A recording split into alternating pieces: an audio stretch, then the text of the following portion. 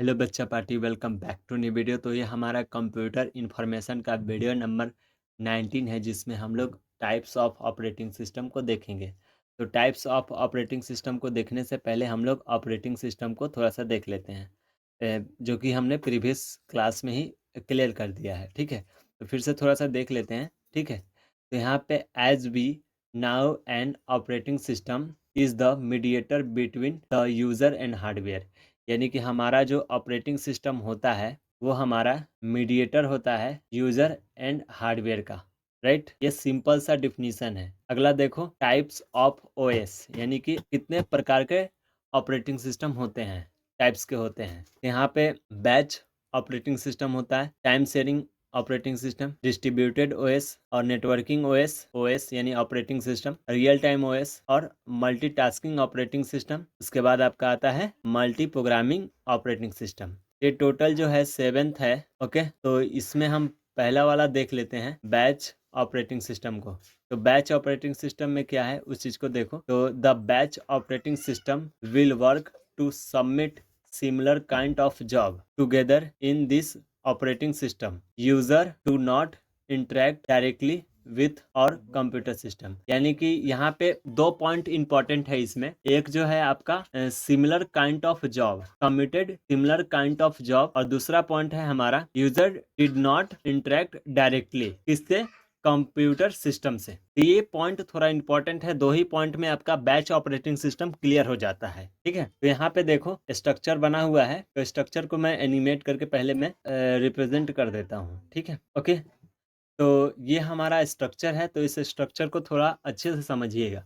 तो सबसे पहले हम क्लियर करते हैं इस वाले पॉइंट को। तो इस वाले पॉइंट में लिखा हुआ है user do not interact directly with our computer system. इसमें जो है कंप्यूटर सिस्टम आपका सीपीयू है, तो मैं यहाँ पे लिख देता हूँ कंप्यूटर, और यूजर जो हमारा है ये टोटल जो है यूजर है, ये टोटल क्या है, यूजर। और यहाँ पे देखो ये जो है ऑपरेटिंग सिस्टम है, यानी ऑपरेटर है, और ये बैच फाइल क्रिएट कर रहा है। तो आप इस पॉइंट में देखो, user do not interact directly computer system. तो क्या यहाँ पे यूज़र हमारा डायरेक्टली कम्युनिकेट कर पा रहा है, यानी डायरेक्टली इंटरेक्ट कर पा रहा है ऑपरेटिंग सिस्टम से, यानी कंप्यूटर सिस्टम से? नहीं ना। बीच में क्या आ जा रहा है, एक ऑपरेटर आ रहा है, और बीच एक और आ जाता है बैच फाइल। ये दोनों के बाद आपका कंप्यूटर सिस्टम के पास जा रहा है यूजर।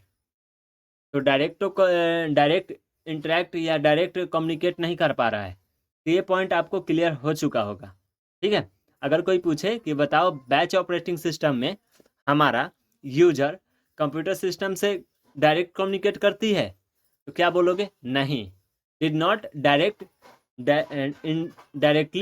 कम्युनिकेट, यानी डायरेक्ट कम्युनिकेट नहीं करती है या डायरेक्ट इंटरेक्ट नहीं करती है। ठीक है, इस पॉइंट को आप बोल सकते हो। अब अगला पॉइंट हम लोग समझते हैं, सिमिलर काइंड ऑफ जॉब। अब यहाँ पे सिमिलर काइंड ऑफ जॉब बोलने का मतलब क्या है, एक जैसा काम होता है उसी को सबमिट करता है। तो सबमिट तो करता है, लेकिन वो किस में करता है, बैच फाइल में करता है। तो यहाँ पे मैंने दो बैच बनाया है, बैच 1 बैच 2। ये दो ही बैच क्यों बना है, इसको भी मैं क्लियर करूंगा। यहाँ पे देखो नीचे कुछ लिखा हुआ है, जॉब 2 और जॉब 3 और जॉब 5। ये जो है तीनों जो है सिमिलर काइंड ऑफ जॉब होंगे, इसी वजह से तीनों एक साथ लिखा हुआ है, और तीनों का बैच एक ही बना है। और यहाँ पे बैच 2 में जॉब 1 और जॉब 4, यानी कि यहाँ पे जॉब 1 यानी कि यूजर 1 और यूजर 4 दोनों सिमिलर काइंड ऑफ जॉब काम कर रहे होंगे, इसी वजह से इसका एक अलग से बैच बन गया।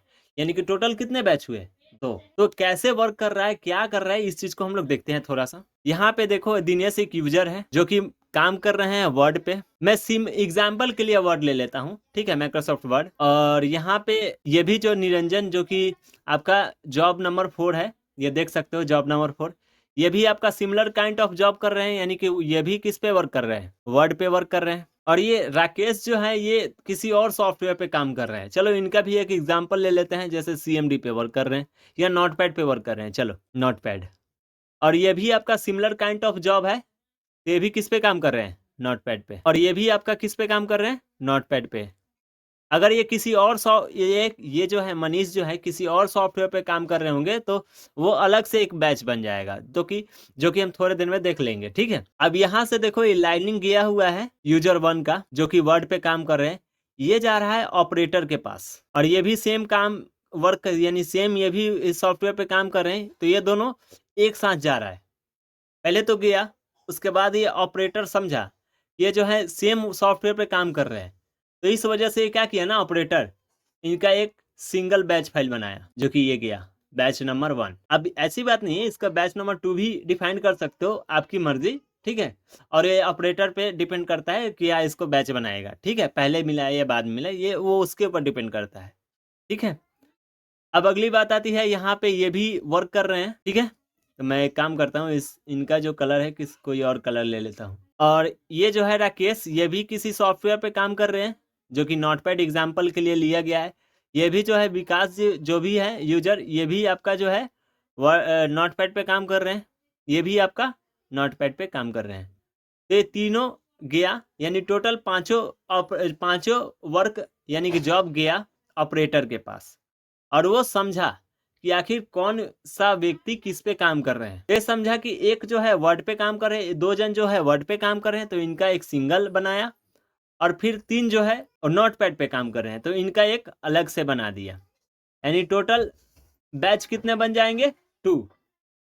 और ये दोनों बैच फिर से यहाँ से क्या हुआ, बैच बनने के बाद इसके बाद आपका जो है सीपीयू के पास चला जाता है। 1 मिनट, मैं यहाँ पे गलत दे दिया, तो जो है मेरे को देना पड़ेगा रेट से ना। ये जो है बैच नंबर 1 जो है आपका वर्क कर रहे हैं, फिर उसके बाद बैच नंबर 2 भी वर्क किए हैं, तो बात आई समझ में, यानी सिमिलर काइंड को सिमिलर बैच में रखेगा, और दूसरा कोई वर्क किया हुआ है तो उसको अलग बैच बना देता है, राइट। अब मान के चलो यहाँ पे कोई व्यक्ति थे, और ये भी जो है आपका काम कर रहे हैं किसी और सॉफ्टवेयर पे, जैसे यहाँ पे राम कोई यूजर है, और ये जो है आपका अलग कोई काम कर रहे हैं, जॉब नंबर 6 है ये हमारा, और ये ऑपरेटर के पास जाएगा, तो ये हमारा जैसे मान के चलो ये काम कर रहे हैं आपका किस पे, पावर पॉइंट पे वर्क कर रहे हैं, पावर पॉइंट, ओके। और ये पावर पॉइंट पे वर्क कर रहे हैं, तो इनका एक अलग से बैच बनेगा, इसी में जाएगा तो यहीं पे ऑपरेटर के पास, और यहाँ से एक और बैच बन जाएगा, एक और नीचे से एक और बैच बनेगा, तो इसका कलर कुछ और ले लो, ज़्यादा बेटर रहेगा, ठीक है। मैं एग्जाम्पल के लिए मैं इसे समझा रहा हूँ अच्छे से, ताकि आपको समझ में आ जाए। मैं इनका कलर कुछ और लेता हूँ, जैसे चलो ये ले लेता हूँ, तो ये जो है अलग काम कर रहे हैं अलग सॉफ्टवेयर पे, तो इनका एक अलग से बैच बनेगा, ठीक है।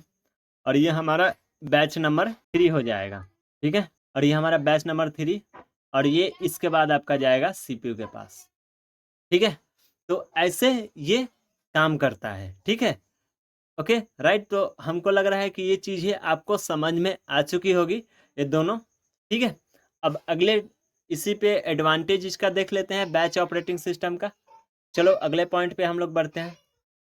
देखो बैच ऑपरेटिंग सिस्टम का एडवांटेज क्या है, इस चीज को देखो, यहाँ पे लिखा हुआ है इट इज, यहाँ पे लिखा हुआ है आपका, यहाँ सॉरी, यहाँ पे लिखा हुआ है, जस्ट वेट, मैं इसका पेन का कलर कुछ और लेता हूँ, लेजर ले लेता हूँ। यहाँ पे बैच ऑपरेटिंग सिस्टम का एडवांटेज में लिखा हुआ है it is useful when it is useful when we working with large which can take more time to execute. अब यहाँ पे बात आती है कि एडवांटेज इसका जो लिखा हुआ है इसका मतलब क्या होता है। सिंपल सा भाषा में समझो, अगर हमको काफ़ी एडवांस वर्क करनी है, लार्ज अमाउंट ऑफ डाटा का रिक्वायरमेंट हो, या मतलब एडवांस वर्क करनी हो, तो हम उसके लिए हम बैच ऑपरेटिंग सिस्टम का यूज कर सकते हैं। ये हमारा एडवांटेज हुआ, ओके। और इसका डिसएडवांटेज भी होता है, इस चीज़ को भी देखो। डिसएडवांटेज में लिखा हुआ है यहाँ पे one the job it is submitted the user did not have any interaction with it, यानी कि डिड नॉट मतलब उसे फिर से चेंजिंग कुछ नहीं कर सकता। जब एक बार यूजर सबमिट कर दिया, ठीक है, तो उसके बाद उसमें कुछ चेंजिंग नहीं कर सकते हैं, वही बैच ऑपरेटिंग सिस्टम का डिसएडवांटेज है। एडवांटेज का फिर से मैं पॉइंट बताता हूँ। एडवांटेज का एक मिनट इमेज भी ले लेते हैं यहाँ पे। तो इमेज देख सकते हो यहाँ पे। तो मैं इसको थोड़ा सा और एक्सप्लेन करता हूँ, अच्छे से समझाते हुए। एडवांटेज में, एडवांटेज का मतलब ये होता है, सिंपल भाषा में समझो, अगर हमको वर्किंग करनी है large which can take more time execute, यानी कि हमको लार्ज फाइल या लार्ज डाटा पे वर्क करनी होती है तो हम बैच फाइल का यूज करते हैं। तो ये इसका क्या है, एडवांटेज है। और डिसएडवांटेज ये है कि अगर हम उस लार्ज फाइल पे वर्क कर रहे हैं, ओके, वर्क कर रहे हो, अगर एक बार आप सबमिट कर दिए तो उसके बाद उसमें कुछ चेंजिंग नहीं कर सकते हो। तो ये बैच फाइल का एडवांटेज, जो कि लार्ज अमाउंट ऑफ डाटा को हम एग्जीक्यूट या उसको बैच बना के या फॉरएवर सीपीयू को समझा के सभी काम कर सकते हैं। और डिसएडवांटेज यह है कि एक बार जब कमांड सबमिट हो गया तो उसके बाद उसमें कुछ चेंजिंग नहीं होगी। और यहाँ पे देख सकते हो आपका जो है इमेज यहाँ पे दिया हुआ है, एक यूज़र है, राइट। और यूज़र एक कोई जॉब कर रहा है, ये भी यूज़र है जो कि कुछ वर्क कर रहे हैं, ये भी कुछ वर्क कर रहे हैं और ये भी कुछ वर्क कर रहे हैं। ऑपरेटर के पास गया, ऑपरेटर इस जॉब को लेके गया, बैच फाइल, 2 बैच फाइल बनाए हैं, यानी कि ये जो यूजर है आपका 2 बैच फाइल बन रहा है ना। तो इसका मतलब ये आप समझो कि यहाँ पे ये जो व्यक्ति हैं किसी एक ही सॉफ्टवेयर पे वर्क कर रहे हैं, जैसे ये वर्ड पे ही काम कर रहे हैं और ये भी जो है आपका समझ लो कि वर्ड पे ही काम कर रहे हैं। और इसे भी इस पे आप समझ लो कि ये जो है पावर पॉइंट पे वर्क कर रहे हैं, पावर पॉइंट पे ये वर्क कर रहे हैं और ये भी जो है आपका पावर पॉइंट पे ही वर्क, ओके राइट। तो इसी वजह से यहाँ पे 2 सॉफ्टवेयर पे वर्क हो रहा है, एक ये और दूसरा हमारा ये। इस वजह से यहाँ पे जो है जो जॉब बनी, टोटल जो जॉब बनी 2 ही बना। इस वजह से यहाँ पे 2 ही बैच बने हैं और ये दोनों बैच लास्ट में कंप्यूटर के पास जा रहे हैं। तो यहाँ पे हमारा बैच ऑपरेटिंग सिस्टम कंप्लीट हुआ। नेक्स्ट वीडियो में हम लोग टाइम शेयरिंग ऑपरेटिंग सिस्टम को देखेंगे। तब तक के लिए बाय।